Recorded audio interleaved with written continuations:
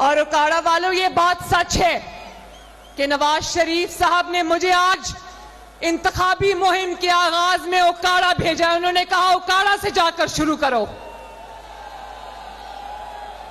और उकाड़ा को जाके नवाज शरीफ का ये मैसेज दो कि नवाज शरीफ उकाड़ा से प्यार करता है, उकाड़ा ने भी नवाज शरीफ के साथ वफा निभाई है।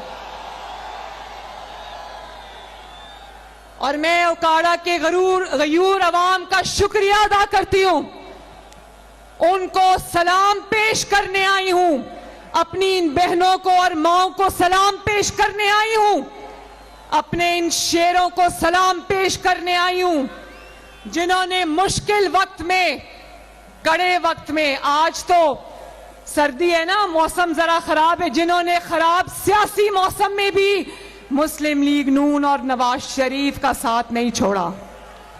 आप सबको सलाम। और आज नवाज शरीफ साहब 4 साल जो अपने वतन वापस आए हैं, अल्लाह ताला के फजल और करम के बाद ये आपका सेहरा है, आपके सेहरा आपके सर को जाता है। ये मुस्लिम लीग नून और उकाड़ा का रिश्ता हमेशा से था, हमेशा रहेगा इंशाअल्लाह ताला।